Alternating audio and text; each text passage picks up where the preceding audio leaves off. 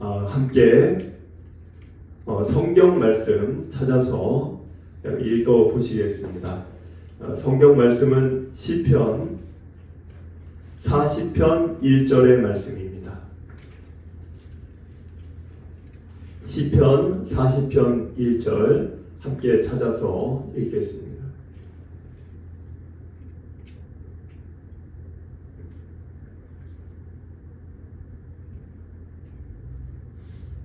우리 한 구절, 우리 1절 말씀만 같이 읽겠습니다. 내가 여호와를 기다리고 기다렸더니 귀를 기울이사 나의 부르짖음을 들으셨도다. 아멘.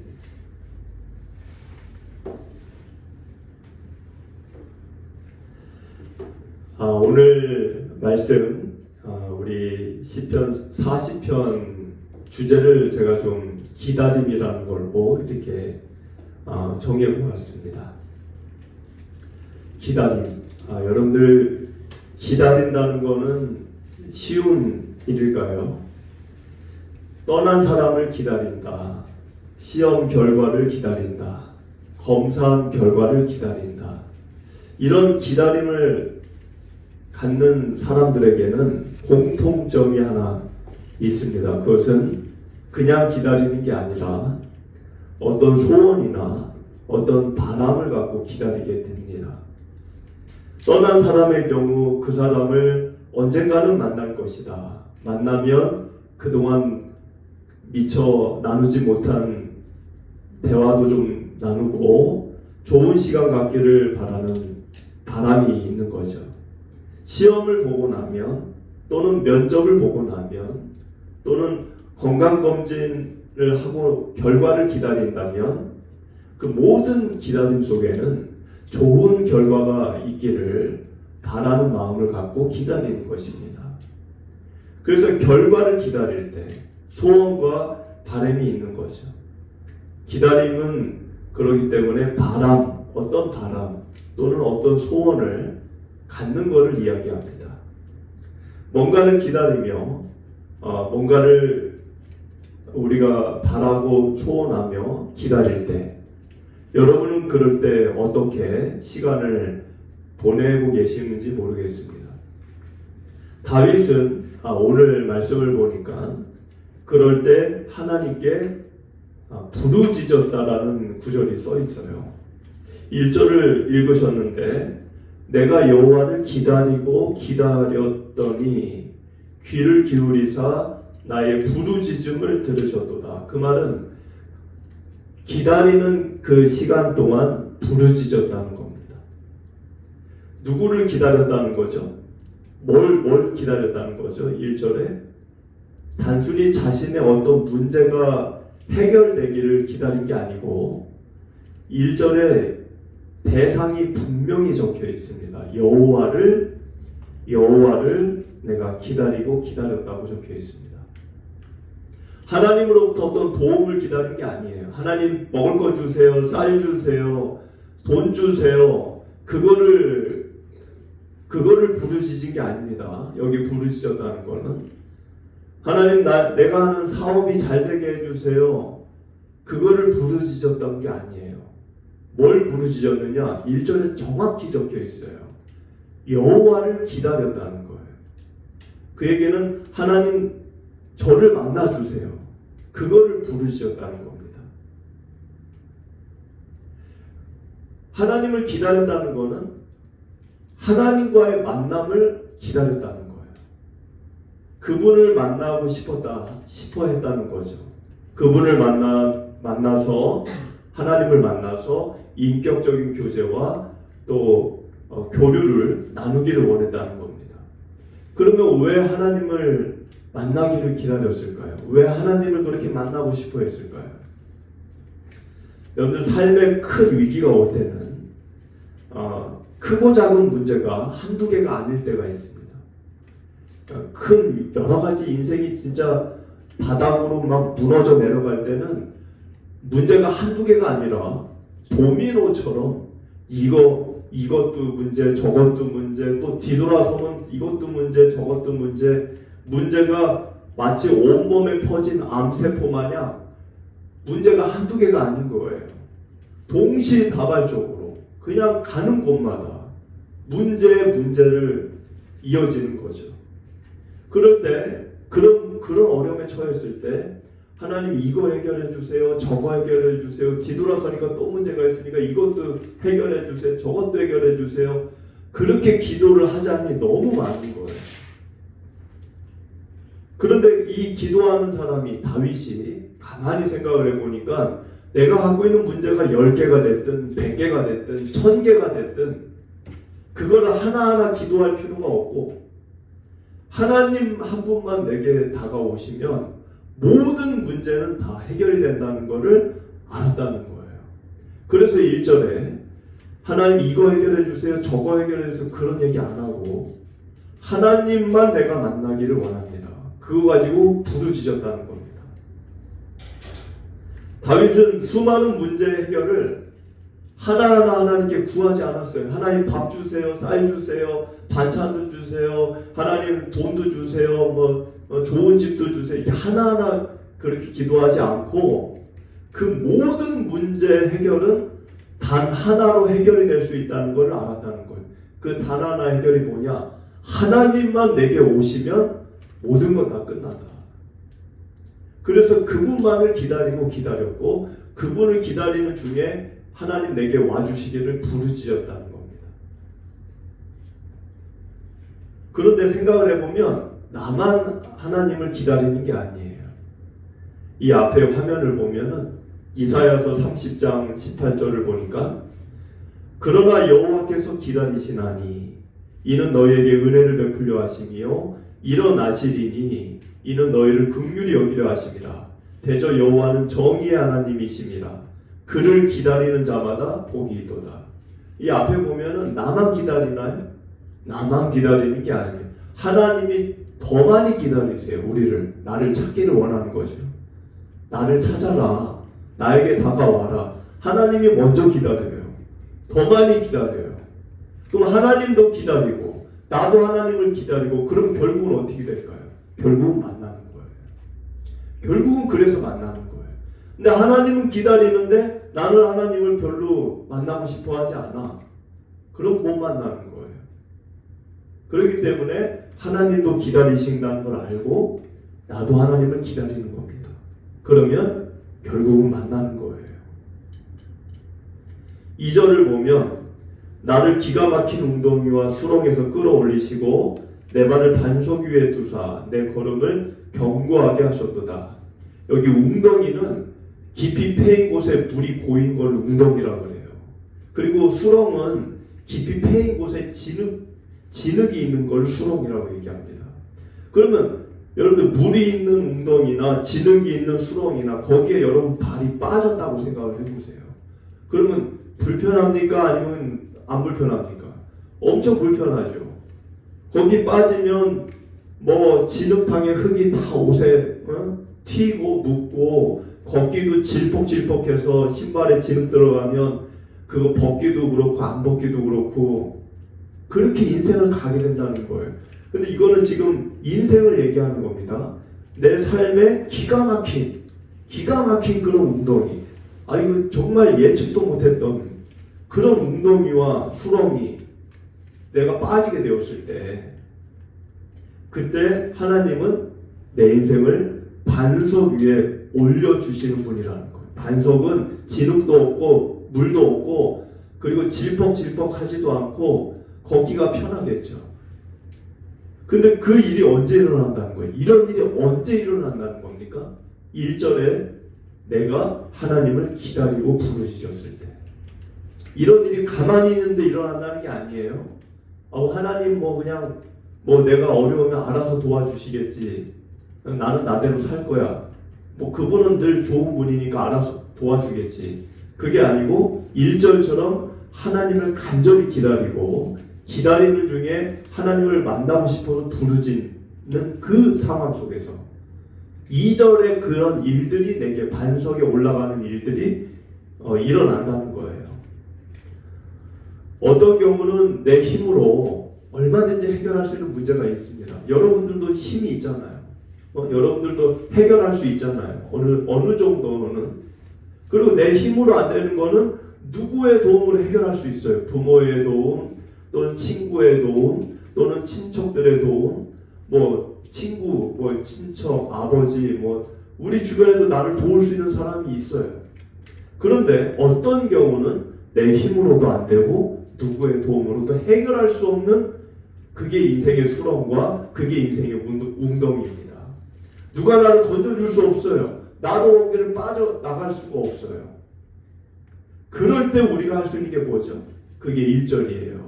하나님을 기다리는 겁니다. 그리고 기다리는 중에 뭘 하느냐? 하나님을 애타게 찾는 거예요.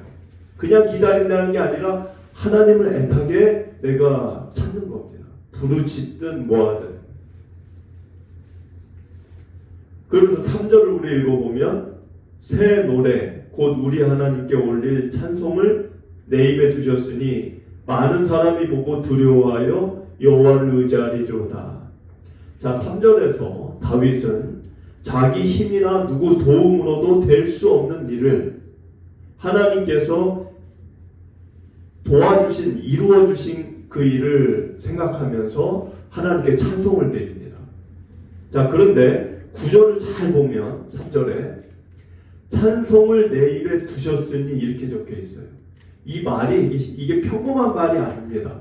우리가 찬송을 하나님께 했다 이렇게 얘기하지, 찬송을 드렸다, 나 하나님께 찬송을 드렸다, 하나님께 찬송했다 이렇게 얘기하지, 아니 하나님이 내 입에 찬송을 두셨다 이런 말을 쓰나요? 이런 말 안 씁니다. 누가 이렇게 이런 말을 씁니까? 이 말을 이렇게 쓴 이유가 뭘까요? 다윗이 찬송은 자기가 한 거잖아요.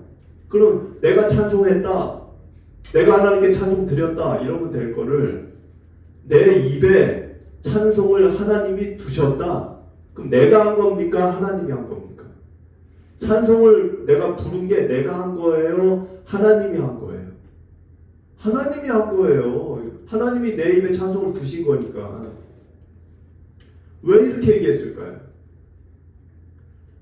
자기 능력으로 지금 찬송을 드리는 게 아니라는 거예요. 그런데 찬송을 지금 다윗이 지금 3절에서 이렇게 찬송을 드리는 이 장면은 뭔가 자기 힘으로 또는 주변의 어떤 누구의 도움으로도 해결할 수 없는 일이 해결된 뒤에 드리는 찬송이에요. 그러면 내가 지금 이 찬송을 드리는 게 내 힘으로 내가 잘나서, 내가 능력이 좋아서, 내가 뭔가 실력이 있어서, 내가 잘해가지고, 내가 좋아가지고 드리는 찬송입니까? 아니면 나는 아무것도 할 수 없는데 하나님 그분이 도와주셨기 때문에 그냥 나는 아무 공로 없이, 아무런 거 없이 일이 잘 된 것 때문에 드리는 찬송입니까? 지금 후자의 경우죠. 그러니까는 이 찬송이 내가 하는 게 아니라는 거예요. 하나님이 나에게 찬송을 하게 해주셨다는 거예요. 상황 자체를. 얼마나 복이 있는 삶입니까? 그러니까 우리가 애를 안 써도, 여러분들 진짜 내가 노력하고 코피 터지게 일하고 막 밤잠 안 자고 막 그렇게 해서 내가 뭔가를 이루면 그거는 내가 한 거야. 내가 그렇게 열심히 해서 이룬 거야. 이렇게 생각할 수 있겠죠. 근데 신앙은 그런 거를 강조하지 않습니다. 신앙을 은혜라고 그러죠. 은혜. 내 공로 없다고 그러죠. 우리가. 신앙은 그거를 우리에게 가르치지 않아요. 물론 열심히는 해야 되지만 열심히 할 때 내 욕심으로 하지 않습니다. 그렇기 때문에 때로는 그냥 사람들이 볼 때는 너무 욕심이 없어 보이고 사람이 그런 것 같아 보이지만 결과는 하나님이 놀라운 일을 우리에게 이루신다는 거예요. 그렇기 때문에 우리는 그런 일을 겪을 때 찬송을 할 때 내가 하는 찬송이 아닌 거죠. 근데 여기 지금 새 노래라는 단어가 있는데 3절에 새 노래라고 하는 거는 새로운 또 다른 노래를 얘기하는 게 아닙니다. 여기는.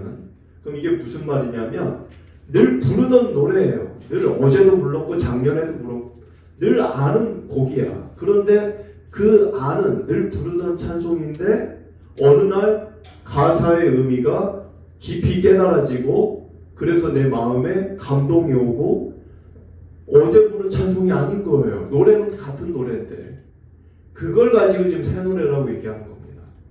근데 가만히 생각을 해보니까 그런 깨달음, 그런 감동이 오는 이 마음, 이거를 내가 아닌 하나님이 나에게 주신 거라는 걸 알았다는 거예요. 다윗이. 나는 이거 어제까지 부른 노래인데 오늘 새로운 노래처럼 나에게 다가오는 거예요.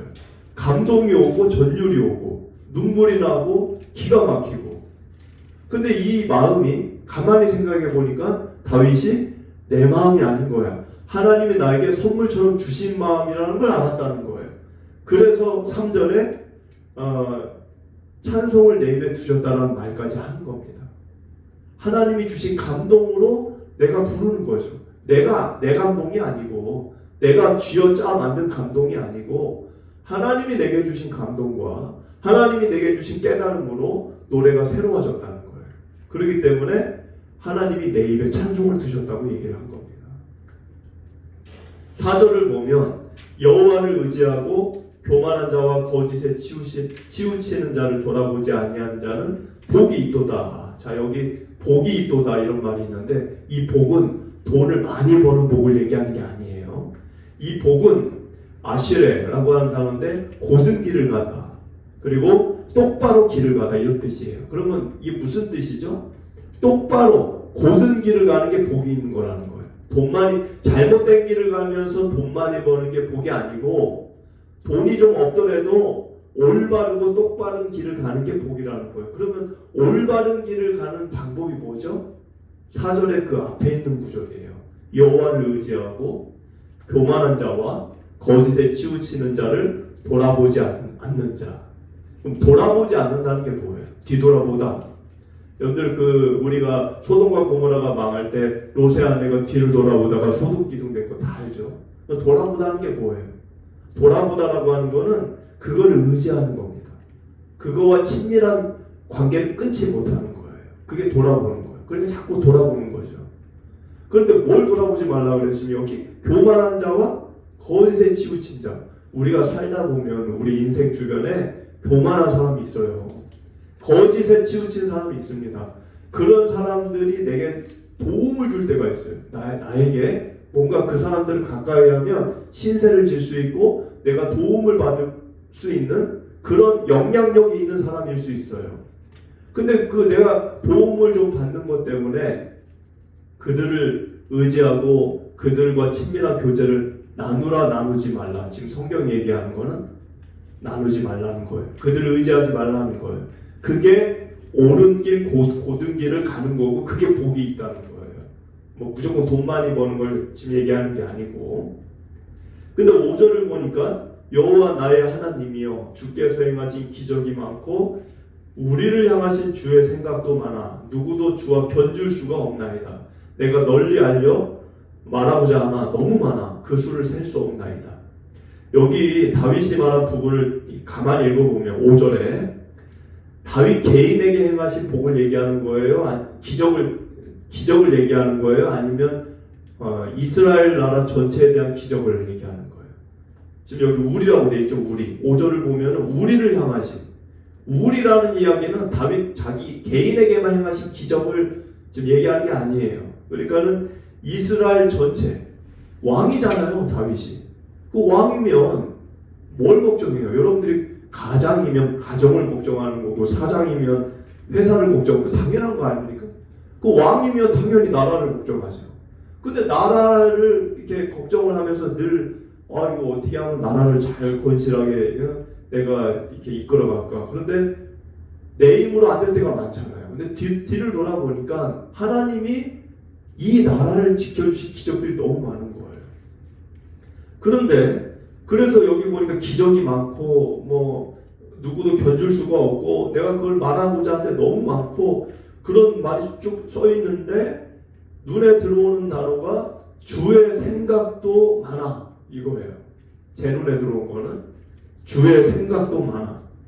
주의 생각이 많다는 게 뭘까요? 여러분들 설계도를 그리는 사람들이 있죠. 건축이 됐든 기계가 됐든 뭐가 됐든 그런데 복잡한 설계를 하는 사람일수록 생각이 많을까요? 생각이 별로 없을까요? 막 우주선을 설계한다. 얼마나 그 고난도 설계입니까? 그럼 생각이 많이 들어갑니까? 적게 들어갑니까? 생각이 엄청 많이 들어가요. 생각이. 여러분들 요리만 해도 그렇잖아. 내가 요리를 뭘 해야 된다. 그럼 그거를 생각을 해야 되잖아. 어떻게 뭘 넣고. 그게 복잡하면 복잡할수록 생각이 많아지는 거예요. 지금 하나님이 설계를 그리는 겁니다. 어떤 설계? 이스라엘 나라에 대한 설계예요. 이스라엘 나라를 내가 이렇게 이끌어 가겠다. 근데 그 생각이 너무 많아. 셀 수도 없이 많아. 근데 이 생각은 사실 이 설계도는 이스라엘 나라에 대한 설계도가 아니에요. 사실은 하나님의 그려가는 설계도는 전 인류 역사에 대한 설계도입니다. 예수 그리스도가 오시고 우리가 이렇게 교회를 세워지고 저와 여러분들이 예수님을 믿고 만방에 복음이 전해지고 언젠가는 주님이 오시고 그래서 주의 나라가 완성되는 그 모든 역사를 설계하시는 거예요. 근데 그 설계 중에 가장 핵심적인 역할을 하는 나라가 이스라엘이에요. 그러니까 이스라엘도 설계를 하는 거죠. 근데 이스라엘만 설계하는 게 아니에요. 전 인류 역사를 설계하시는 거예요. 그게 성경책이잖아요. 요한계시록까지. 그러니까는 하나님은 그거를 설계를 해 나가시는데 그 설계를 그려 나갈 때 다윗이 옆에서 이렇게 어깨너머로 보는 거죠. 하나님이 뭘 원하는지, 어떤 계획을 갖고 계시는지, 지금 무엇을 지금 하고 진행을 하고 계시는지. 다윗이 그걸 보면서 지금 5절의 말씀을 얘기한 거예요. 주님도 생각이 많으시네요. 주님도 생각이 참 많으시네요. 누구도 그 생각을 이해할 수 없을 것 같아요. 여기 써있잖아요. 누구도 주와 견줄 수 없나이다. 내가 그걸 말하고 싶은데 너무 많아가지고 너무 복잡해서 내가 그거 설명도 못하겠다. 지금 그런 이야기를 하는 거예요. 그런 마음을 갖고. 자, 그런데 여기 중요한 게 하나 있어요. 하나님은 설계자예요. 그럼 설계도를 그려요. 근데 이 설계도대로 진행이 되려면 반드시 뭐가 있어야 되냐면 인간의 순종이 있어야 됩니다. 이거 기가 막힌 거예요. 설계는 하나님이 하세요. 설계도는. 그런데 그 일이 진행이 그 설계대로 되려면 사람이 순종을 해야 그게 이루어진다는 거예요. 완성이 된다는 거예요. 여러분들 이스라엘 백성이 또는 다윗이 하나님께 순종을 안 한다. 그러면 하나님이 설계한 대로 이스라엘과 다윗의 인생은 설계가 완성이 되지 않습니다. 생각은 누가 해요? 하나님이 하는 거예요. 설계니까. 생각은 하나님이 하는데 순종은 누가 하는 거예요? 순종은 우리가 하는 겁니다. 예로 출애굽을 한 이스라엘 백성들이 광야로 들어가죠. 그럼 이스라엘 사람들이 불만이 그거였잖아요. 왜 광야를 가냐? 아니 우리를 살려주시려고 데리고 나왔으면 좋은 데 가야지. 좋은데 왜 저 죽음의 땅으로 들어가냐? 근데 그게 하나님의 계획이었고 설계였어요. 왜? 하나님은 거기를 지나야지만 가나안 땅이 나온다는 걸 알았기 때문에. 근데 이스라엘 사람들은 지금 당장이 이해가 안 되는 거예요. 하나님이 설계한 거는 별로 이해가 안 되고 왜 지금 여기를 가지? 그래가지고 거기를 왜 가야 돼? 우리가 안 가. 우리 안 가 이제. 이러면 어떻게 되는 겁니까? 그러면 하나님의 설계대로 진행이 되지 않는 거예요. 그러니까 40년을 일주일이면 갈 길을 40년을 돌잖아요. 여러분 기적이라고 하는 거는 물론 기적이 목적이 아니야. 하나님의 설계도의 목적은 기적이 아니에요. 주의 나라 완성이지. 근데 그 주의 나라를 완성해 갈 때 이스라엘 민족들이 가나안 땅을 가는 게 목적인데 거기를 가기까지는 주의 나라가 이루어지기까지는 어려움들이 많아요. 그러니까 기적을 행하시는 거지 기적 자체가 목적이 아니에요. 근데 이 기적이라는 것도 언제 이루어지는 거죠? 언제 일어나는 거죠? 우리가 순종할 때. 만약에 이스라엘 민족들이 하나님은 나 안 가요. 하나님만 가세요. 그러면은 불기둥, 구름기둥, 만나, 메추라기, 어떤 바위에서 터져 나오는 물 이런 기적이 있습니까? 없죠. 안 간다 그러면.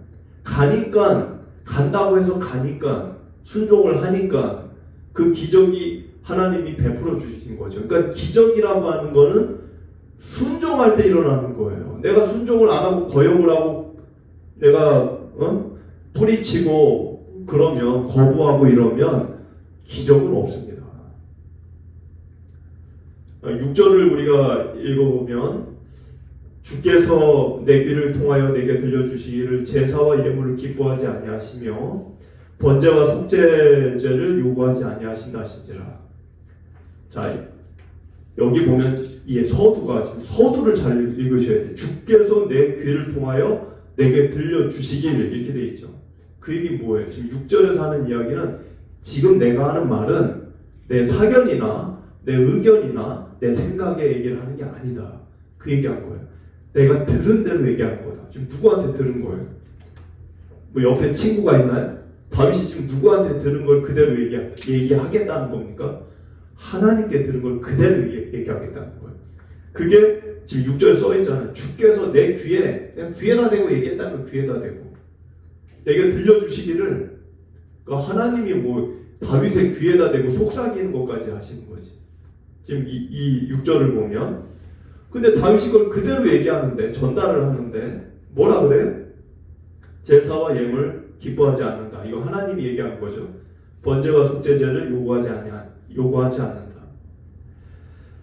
여러분들 이 이야기는 다윗도 이해가 돼요. 왜 다윗이 이해가 될까요? 다윗은 선대 왕이 사울 왕이에요. 근데 그의 치명적 실수를 기억합니다. 그게 무슨 실수입니까? 사무엘상 15장에 사울 왕이 아말렉과 전쟁하다가 하나님은 아말렉의 모든 것을 진멸하라 했는데 전쟁에서 이기고 보니까 사울 왕이 그 나라의 짐승들이 너무 살찌고 아름답고 좋은 거야. 그러니까 그 당시에 짐승이면요 지금의 자동차로 보셔도 돼요. 옛날에 말이 지금의 차잖아요. 너무 좋은 거야. 외제차 마냥. 그러니까 이 모든 걸 다 없애라고 했는데 사울 왕이 갖고 싶은 거죠. 그래가지고 남겨놨어요. 하나님은 그렇게 하지 말라고 했는데 사무엘 선지자가 와서 당신 지금 뭐 하는 거냐? 하나님은 이렇게 하지 말라고 했는데 왜 그거를 당신이 갖느냐? 살려두고. 그러니까 이 사울 왕이 뭐라고 변명을 했냐면 나 이거 하나님께 제물로 드리려고 남겨놓은 거다. 하나님 드리려고. 그때 사무엘 선지자가 사울에게 이런 말을 하죠. 이 앞에 있는 화면. 사무엘이 이르되 여호와께서 번제와 다른 제사를 그의 목소리 청종하는 것을 좋아하신 같이 좋아하시겠나이까. 그러니까 이 말을 잘 생각하셔야 돼요. 하나님이 번제와 제사를 싫어한다는 게 아니에요. 그 말은 아니에요. 그 뭐예요? 지금 이 말은 번제와 제사를이라고 되어 있죠. 번제와 제사를 싫어한다는 게 아니라 번제와 제사를 자신의 목소리를 청종하지 않는 것보다는 좋아하지 않는다는 거예요. 그러니까는 자기 말에 순종하지 않으면서 청종하지 않으면서 드리는 번제와 이 제사는 좋아하지 않는다는 거예요. 번제와 제사 자체를 싫어한다는 게 아니라. 그러니까 순종이라는 이야기가 또 나오죠, 지금 여기. 그래서 그 왕이 이 사건 때문에, 사울 왕이 이 사건 때문에 버림받아요. 이 사건 때문에. 그 다음 왕이 누굽니까? 그 다음 왕이 다윗이에요. 그러니까 다윗은 선대 왕이 왜 하나님께 버림을 받았는지 그 이유를 알아요. 그러니까 이 말을 들을 때 하나님이 나에게도 조심하라는 건가? 이렇게 생각할 수 있죠. 너 조심해야 돼. 너 선대 왕이 그것 때문에 나에게 버림받았어. 이런 생각을 할 수 있죠. 근데 이 말은 예언이에요, 사실. 그러니까 좀 여기서부터 좀 복잡하게 들어가는데 다음 9절 7절을 보고 얘기를 드리겠습니다. 7절을 보면 그때 내가 말하기를 내가 왔나이다. 나를 가리켜 기록한 것이 두루마리 책에 있나요? 여러분 6절과 7절이 흐름이 맞습니까? 안 맞습니까? 갑자기 뭐 내가 왔다는 게 왜 나와요? 그러니까 지금 6절에서는 뭐 제사와 예물 그거를 하나님이 요구하지 않는다. 그럼 제사나 무슨 뭐 번제 같은 얘기가 이어져야 되는데 갑자기 뜬금없이 7절에 내가 왔나이다. 왜 이런 말이 나오냐는 거예요. 흐름이 안 맞죠? 이게 무슨 갑자기 뚱딴지 같잖아요. 내가 왔다 뭐 이 말이 왜 나오냐는 거예요. 그래서 그게 두루마리에 써있다. 6절과 7절은 예언입니다. 예언. 근데 그 예언이 어디 있느냐? 히브리서를 보여드릴게요. 자, 이 앞에 보면 히브리서 10장을 보면 히브리서 10장에 이 5절, 10장 5절 오늘 말씀하고 비교해서 읽어보시면 이해가 될 거예요. 그러므로 주께서 세상에 임하실 때 이르시되 주께서 세상에 임하실 때 일렀다는 거예요. 하나님이 제사와 예물을 원하지 아니하시고 오직 나를 위하여 한 몸을 예비하셨도다. 하나님이 제사와 예물을 기뻐하지 아니하시고 한 몸을 예비했다 그래. 한 몸. 두 몸이 아니고. 그래서 6절에 번제와 속죄제는 기뻐하지 아니하시나니 또 나오죠. 그러면서 7절에 이에 내가 말하기를 하나님이여 보시옵소서. 두루마리 책에 나를 가리켜 기록된 것과 아까 우리 본문 7절에 두루마리 책에 있나이다. 그게 이겁니다. 두루마리 책에 나를 가리켜 기록된 것과 같이 하나님의 뜻을 행하러 왔나이다. 누구 얘기하는 거예요? 하나님의 뜻을 행하러 이 땅에 오신 분이 누굽니까? 예수님이에요. 근데 두루마리 책에 써있대요. 그 두루마리 책이 어딥니까? 성경책이에요. 구약에 수많은 선지자들이 예언을 했습니다. 그래서 8절에 위에 말씀하시기를 주께서는 제사와 예물과 번제와 속죄제는 원하지도 아니하고 기뻐하지도 아니하신다 하셨고, 여러분들 이 6절과 7절은 아까 제가 얘기했죠. 전제가 뭐예요? 다윗이 한 말입니까? 아니면 하나님이 한 말입니까? 6절 제일 앞에 써있죠. 귀에다 대고 속삭였다고. 다윗이 기도를 하다가 성령 임재를 경험한 거예요. 그러니까 이 장면은 조금 약간 신비로운 장면이에요. 그러니까 6절과 7절은 지금 제정신이 아닌 상태에서 얘기하는 거예요. 다윗이. 하나님께 아까 하나님 만나고 싶어요. 그러니까 하나님 만나주신 거예요.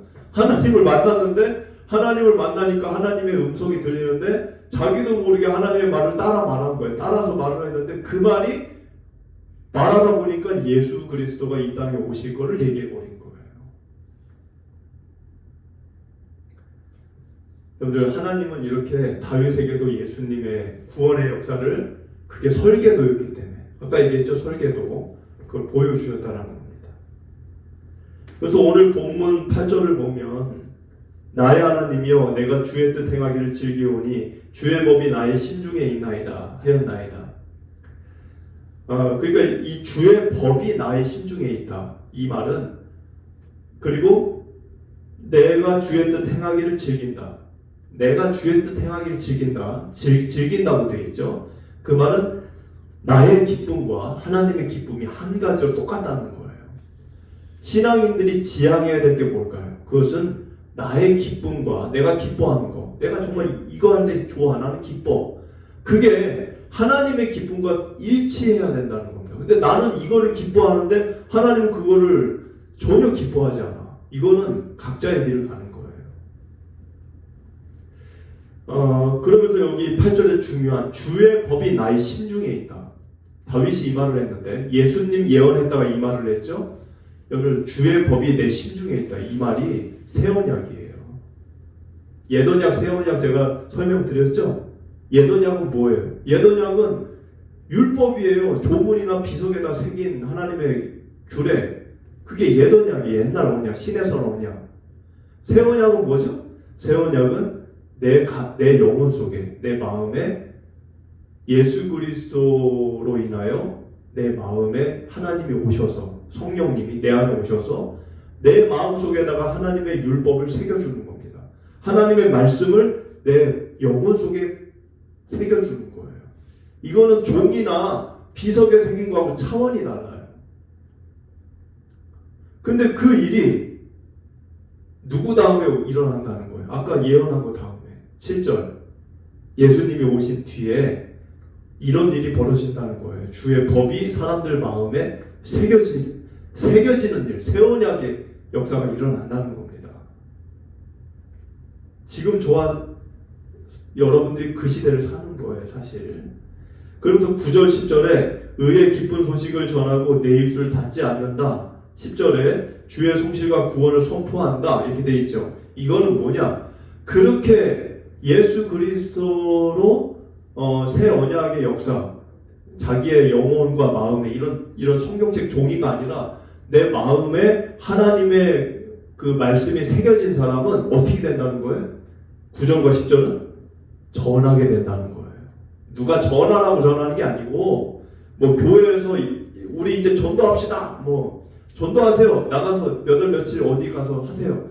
누가 하라 그래서 하는 게 아니고 누가 하지 말라 그래도 저 북한처럼 하지 말라 그래도 이 주님의 말씀이 가슴에 새겨진 사람은 자연스럽게 전하게 된다는 거예요. 9절에 전한다, 10절에 선포한다. 그게 그겁니다. 이런 일이 일어난다는 거예요. 근데 이 일을 다윗이 알았다는 거예요. 이런 일이 앞으로 성도들에게 일어날 거를. 그래서 오늘 말씀이 좀 길어졌는데 여러분들 이런 일들 기다림, 오늘 말씀의 제목이 기다림인데 하나님을 기다릴 때 이런 일이 다윗에게 있었다. 그럼 우리도 주님을 기다리면 똑같은 일이 우리에게 일어날 수 있겠죠. 그래서 주님을 기다리시는 여러분 되시기를 소원합니다.